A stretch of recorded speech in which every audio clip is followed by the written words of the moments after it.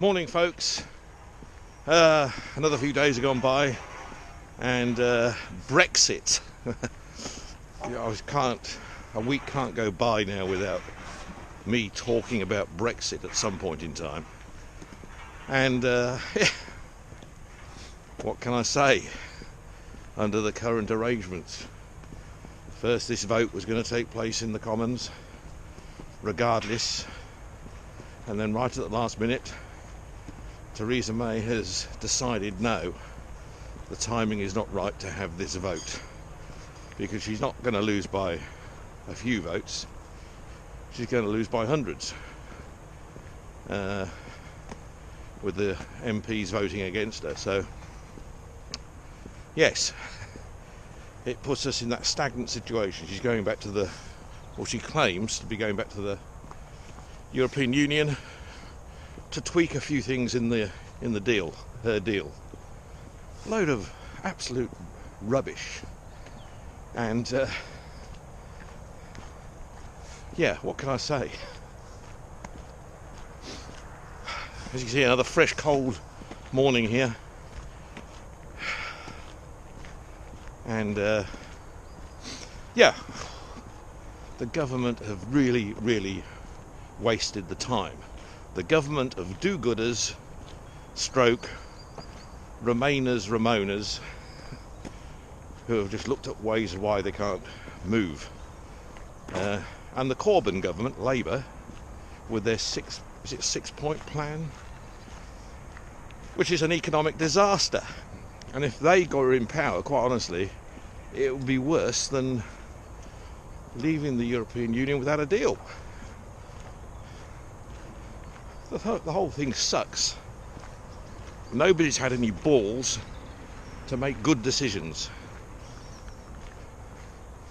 Look, when it was decided 2 years ago in the referendum that we were going to leave, there should have been a leader that could take the country forward.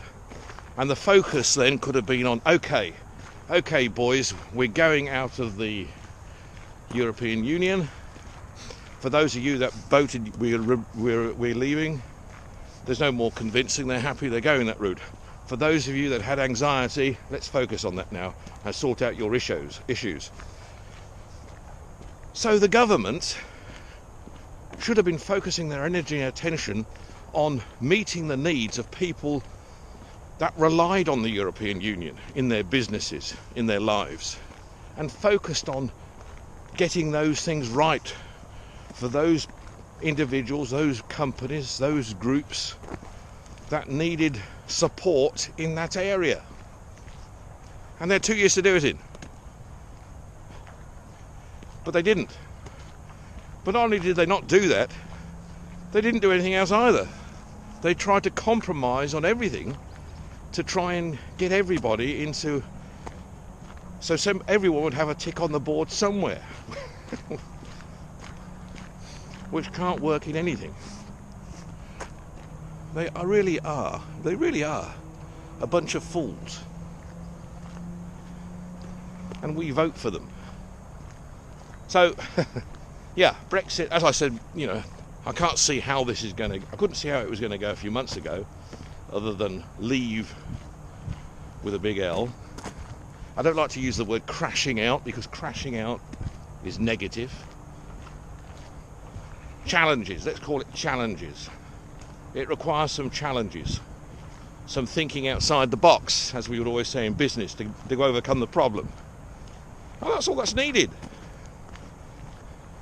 The Germans still want to sell us their BMWs and Audis and VWs, and the French want to sell us their cheese and wine, and people still want to go on holiday in Europe and on holiday here. But things are different. We're outside the EU. Now, when it comes to our internal politics, I have no issues if Scotland want to be independent one day, even if Ireland want to be independent, and Wales, fine. We can live with that. If that's right for them and right for the country, why not? No problems with it either. But we must start growing up.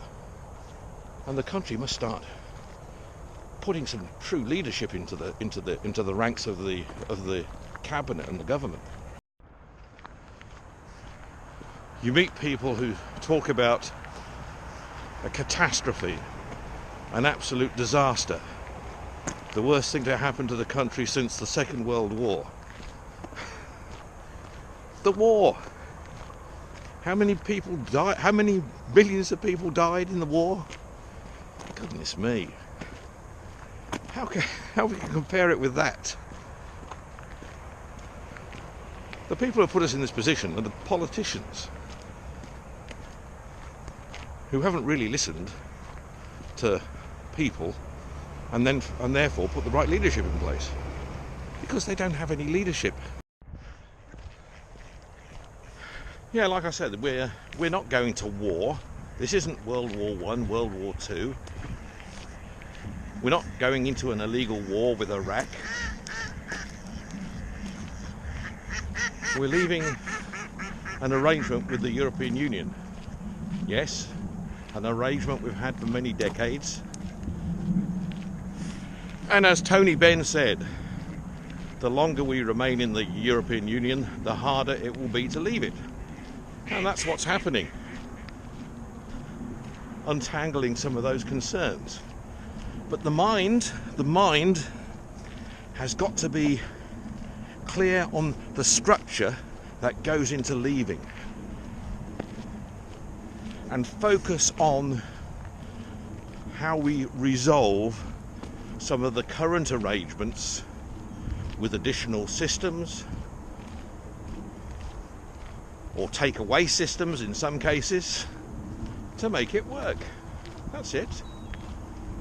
Whether the debate on whether we will be financially better off is really not a debate, because if we remain in the European Union, we might be financially worse off if we remain in after 5 years. Who knows? So that's not an argument, in my opinion. The short term, perhaps there are some costs. Yes. Perhaps there are some challenges. Yes. And focusing on those and the impact they have on certain people, to focus on that, is what is critical. But what is Theresa May doing? What is Corbyn doing? What are the EU doing? I mean, there are other countries in the EU that are very sceptical about the future of regardless of our situation. They look at our situation as a guide. That's all.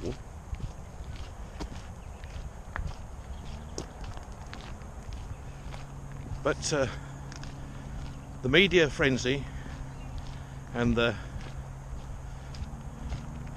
statements being made are to build up a frenzy of concern